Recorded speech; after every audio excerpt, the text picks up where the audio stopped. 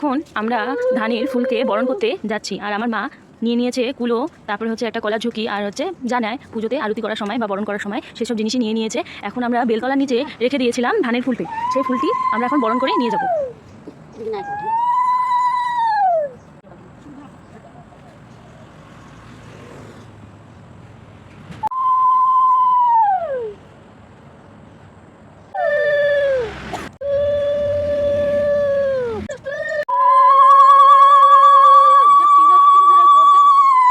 এবার জলটা ছিটিয়ে দেওয়া হবে। এবার আমার মা ঢুকবে।